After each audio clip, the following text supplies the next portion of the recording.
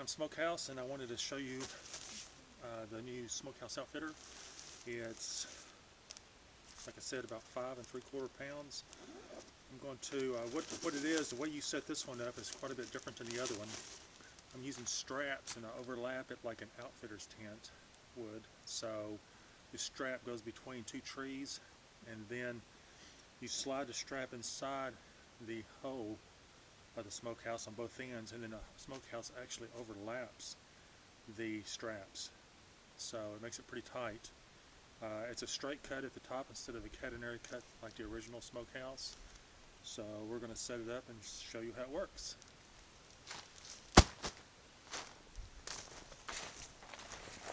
The stove that I'm using is the Kni-co, K-N-I-C-O Alaskan Jr stove. This is it right here. I've already painted it black, already fired it up, cured the paint on it. So the pipe and everything fits inside of it. It does weigh, with the pipe and everything, in a small table, about 20 pounds, so it's not really made for backpacking. The original backpacking one I have is the titanium goat, and you can see that it's quite a bit smaller than the Alaskan Jr. But it is what it is. The titanium will run about an hour. The Alaskan Jr. burns for about 3 to 4 hours. So what I've done here, I've took a carabiner and wrapped it around a tree about 6'1" tall, or 6'2", something like that. Just a hair over 6 foot. It can be anywhere between 6 and 6'1", something like that. And then I'm fixing to slide it through the smokehouse itself, and then I'm going to tie it over to this other tree, and then tie it pretty tight, and then stake the smokehouse out. Yeah, the spot that I was trying to go to, I couldn't get up there because there was too much ice on the road, so I had to come back down in the valley a little bit. So I should have brought my truck, but anyway, I didn't. So we'll set it up right here and get it all, see how it works out. Okay, I just took it out of the bag, unfolded it, and I've got zippers in the doors. It's got 2 zippers. One will zip down, the other side will zip up. The one that zips down is actually for the hammock, so you can slide in and out, whatever height you need. The other one is to get in and out of the smokehouse. So what I'm going to do, and plus it has a opening right above the zipper, so you can slide your strap, rope, pole, whatever you have that you want to slide this thing over. So what I'm going to do is I'm going to zip this down a little bit so I can have access to it.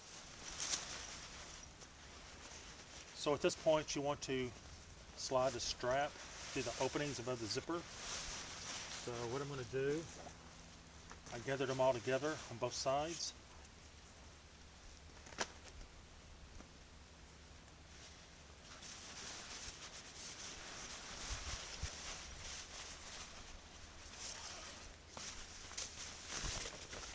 So you can see how it comes out on the other side. So I'll slide this all the way through.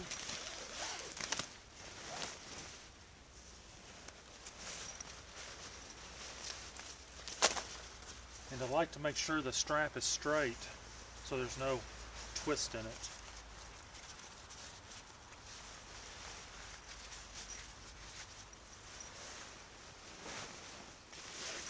Then I'll tie the strap on the other tree, put a 1/2-inch knot in it, and tighten it even tighter, as tight as I can get it. The strap will hold about 1,500 pounds. It's made for hammocks. And then we'll set the smokehouse up after that.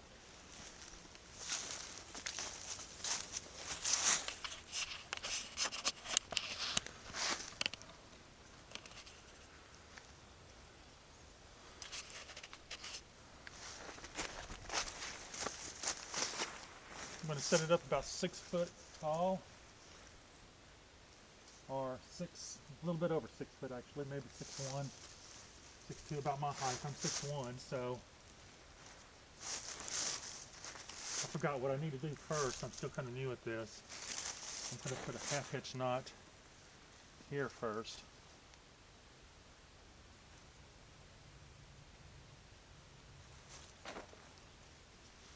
So it's going to kind of slide through. Might be a little bit too close still.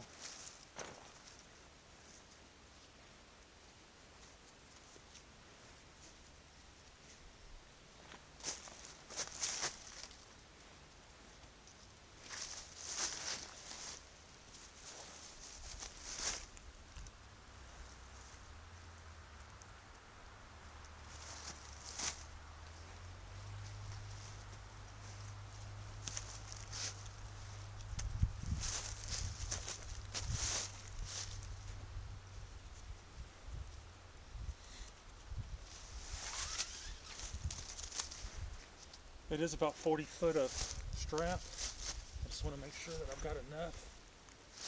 Get up there high enough, because when you stake it down, it's going to bring it down just a little bit, and you want it tight, a little bit tight. So that's why I have it around 6 foot or a little bit more. And at this point, I'm going to take it and pull it really tight, as tight as I can get it.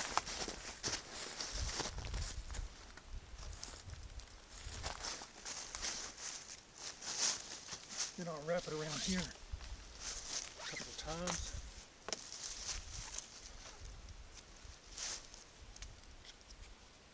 And tie another half hitch here so it won't slip. And then that's it. Okay, so what I've done, I slid the strap into this opening at the very top.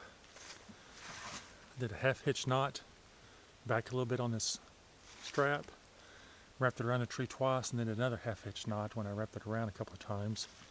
Made it extremely tight, and then I tied off the both ends of the smokehouse snug, not tight, but just kind of snug. You can see it's pretty straight. Carabiner on this side, it's all just a hair over 6 foot. And that way when I bring it down, the whole smokehouse is about 5'10" or so. So that way when I bring it down, it's going to be snug on the ground and everything's going to be nice and tight.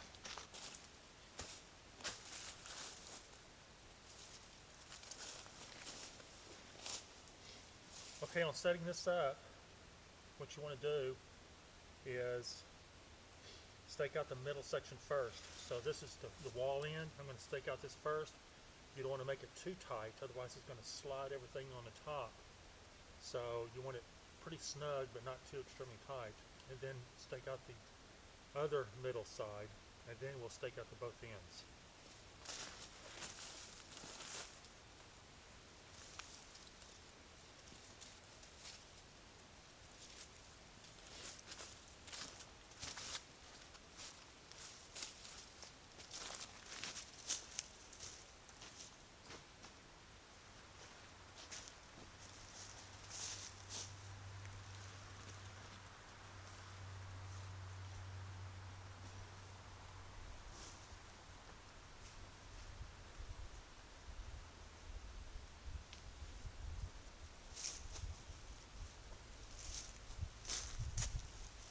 I'm going to stake out the ends.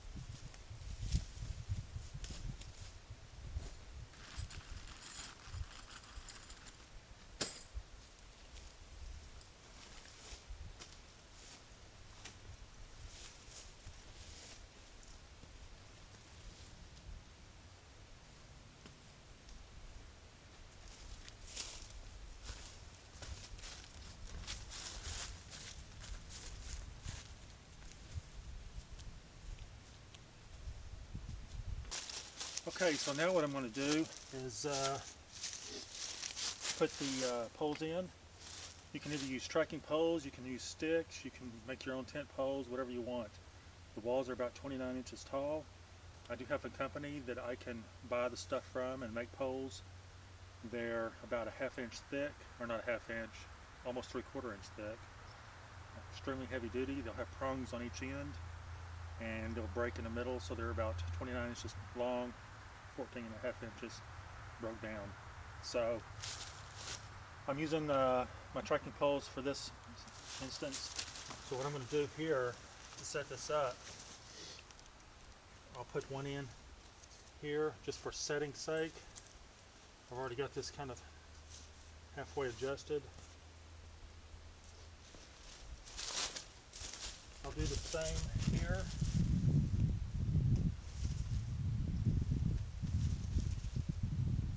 And the reason why I do that is if the wall has got a kink or anything in it, I can move it around.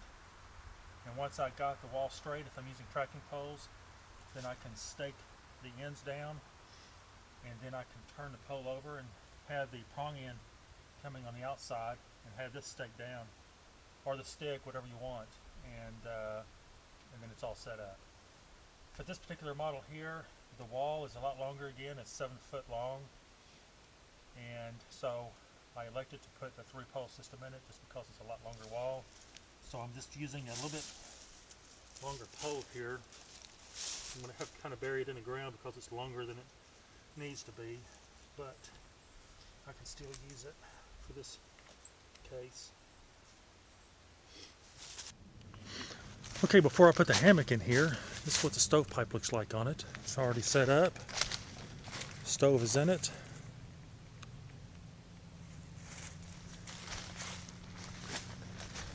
Also the pullouts, I've got those set up. Also on the other side as well. I don't have a hammock in here yet, but I thought I'd show you how much room there is.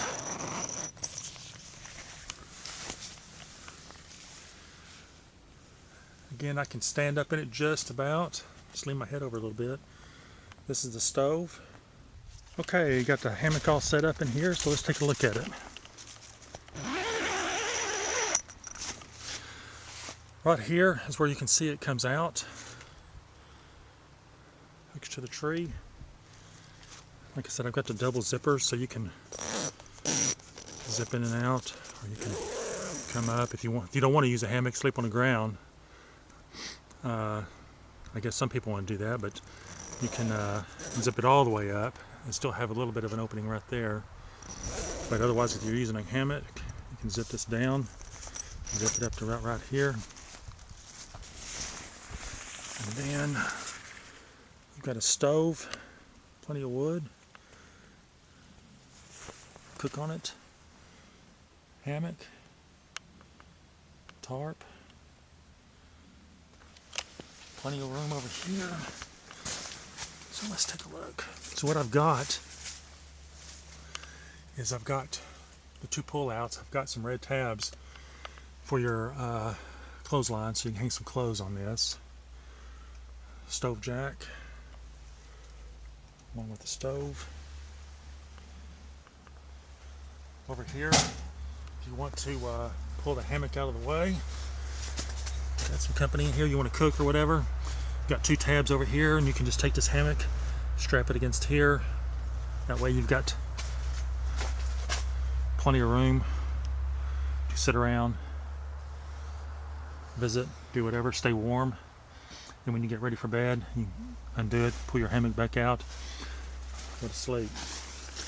Also, I do want you to, from this end to under here is 8.5 foot long. So where this tarp is, you could easily have an air mat or some kind of a pad and have 2 people laying on the ground if you wanted others to sleep in here. So 1 could sleep in a hammock and 2 could easily sleep on the ground. The hammock can be set up quite a bit higher, so it's not so low on top of them, so there's plenty of room.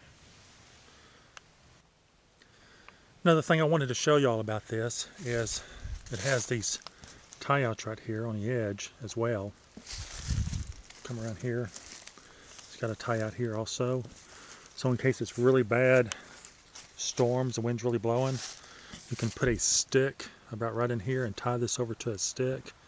Also, if you're hanging a lot of clothes on your clothesline, it's really better to have a stick and hold this, put a line to this, wrap the line around a stick, and then stake it back down to the ground, and that way it pulls this tight about the height of where this is, and you can put as many clothes that you want to on here. Otherwise, it drags this down and it's too heavy for it. So if you put a lot of clothes on here, you've got to stake this out.